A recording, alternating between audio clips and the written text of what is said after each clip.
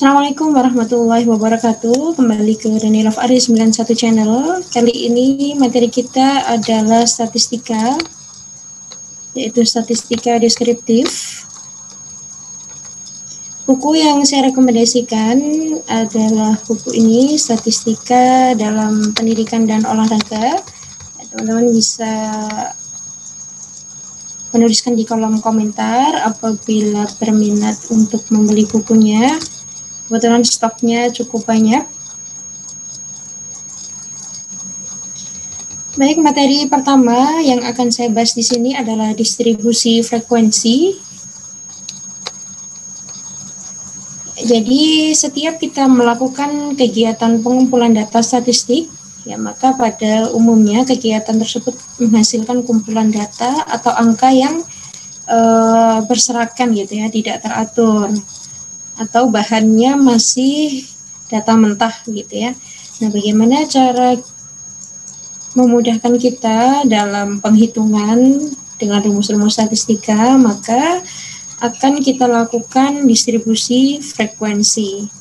Nah, distribusi itu artinya adalah penyaluran, pembagian, atau pencaran. Jadi distribusi frekuensi itu artinya penyaluran frekuensi, pembagian frekuensi, atau pencaran frekuensi.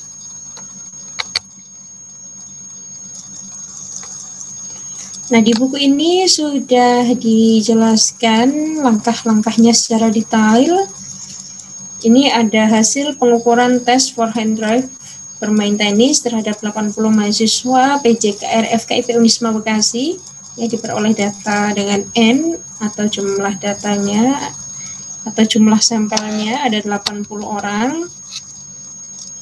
Nah, dengan melihat data yang sedemikian banyak dan tidak beraturan, ya artinya tidak berurutan dari yang kecil sampai yang terbesar, maka ini akan menyulitkan kita dalam menghitung, baik itu menghitung statistika deskriptif ataupun nanti pada statistika inferensial sampai pada penarikan kesimpulan, tergantung pengujian apa yang akan kita lakukan. Nah, maka dengan bantuan distribusi frekuensi, maka kita nanti akan mengetahui pengelompokan data berdasarkan kelas interval, ya, dan berdasarkan berapa jumlah frekuensinya. Nah, caranya yang pertama, kita cari dulu nilai tertinggi atau high score dan nilai terendah atau low score dari 80 data tersebut. Nah, setelah dicari, ya, ternyata high score-nya atau skor tertingginya itu 99, ya, dan low score-nya atau skor terendahnya adalah 35.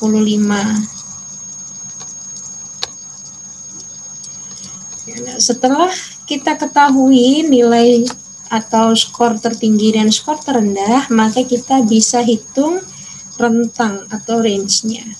Ya, rumusnya high score atau skor tertinggi dikurangi low score atau skor terendah. Jadi 99 dikurangi 35 hasilnya 64. Ya. Nah, setelah itu langkah kedua kita tentukan batas kelas, ya, atau biasa disingkat BK.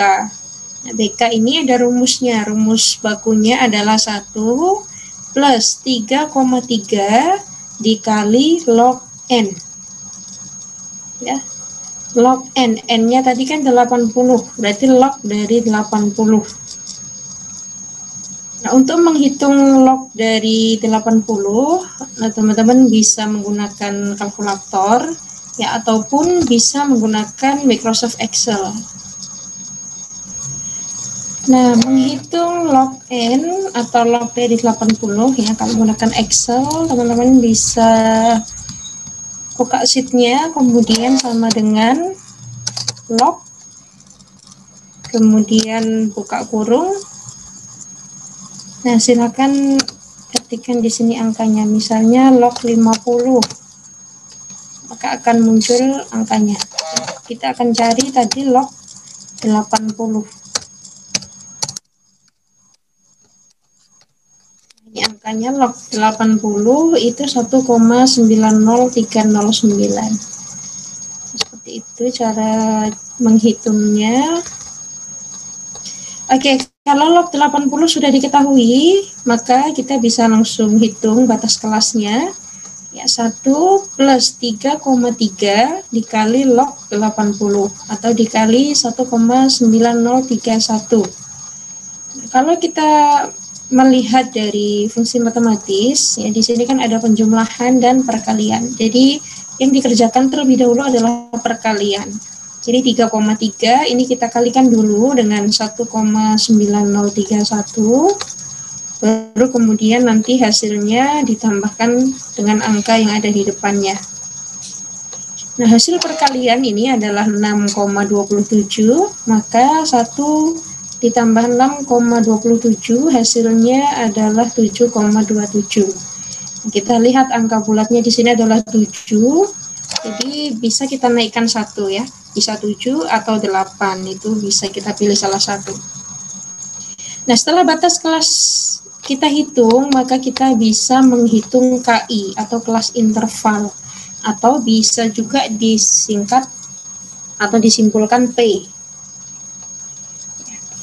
Rumusnya adalah range atau R dibagi BK. R ini kita dapatkan dari yang kita hitung pertama tadi ya, setelah HS dan LS kita hitung atau high score dan low score kita hitung, maka kita dapatkan range ini yang tadi nomor 1, 64. Nah, ini pilihan dari batas kelas kan tadi ada 2, bisa pilih 7 atau 8. Nah, kita hitung dua-duanya. Ya. Range-nya 64 dibagi BK-nya 7. Hasilnya 9,14. Kalau yang BK-nya 8,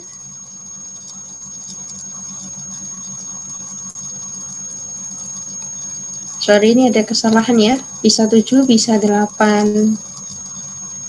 64 bagi 8 hasilnya 8. Nah, di sini ada interval 9. Ya, karena ini angka bulatnya 9 ya, bisa pilih 9 atau naik 1 ke atas 10. Bisa juga pilih 8 atau naik 1 ke atas 9. Nah, jadi pilihan interval itu bisa 8, bisa 9 dan juga bisa 10. Nah, siapa yang memilih atau yang menentukan? Yang menentukan adalah peneliti sendiri. Ya, silahkan bisa dipilih kelas intervalnya 8, 9, atau 10. Nah, setelah kelas intervalnya kita ketahui, maka bisa kita hitung ujung kelas interval pertama.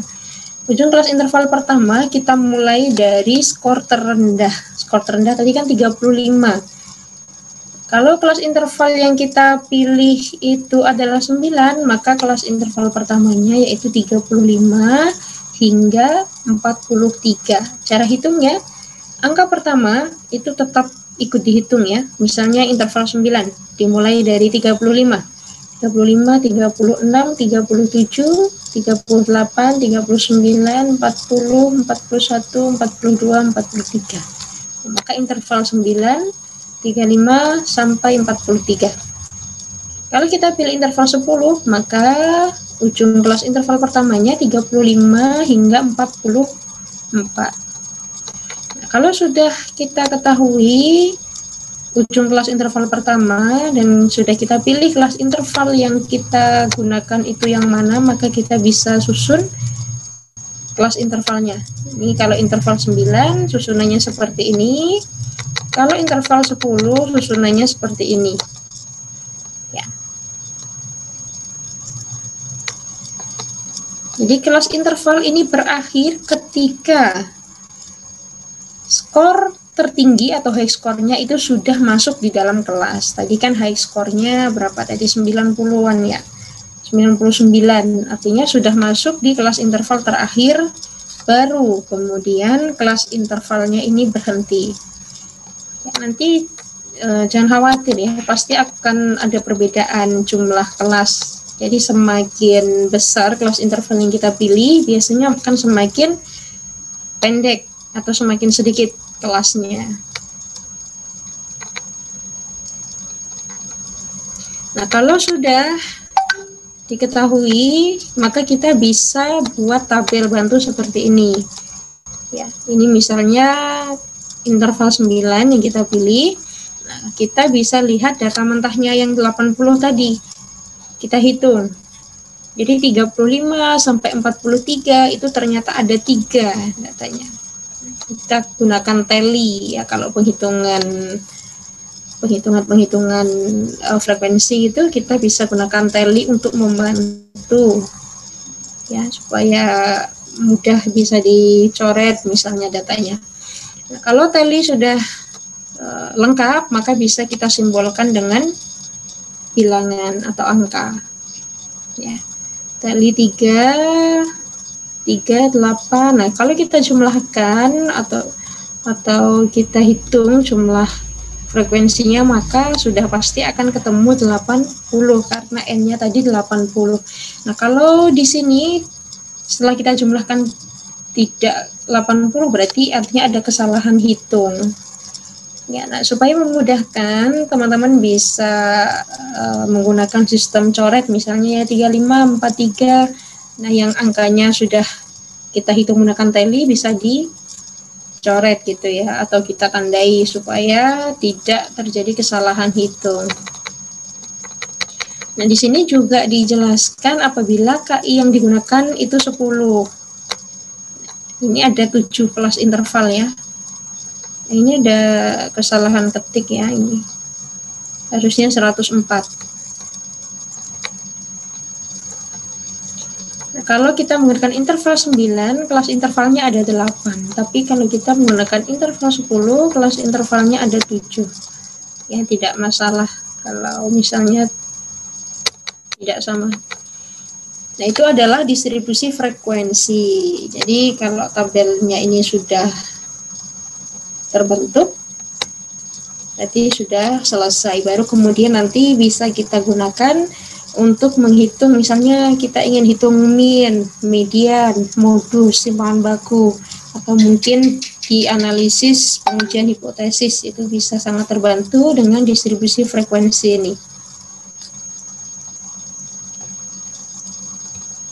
Oke, baik, demikian materi untuk distribusi frekuensi. Akan kita lanjutkan di materi berikutnya.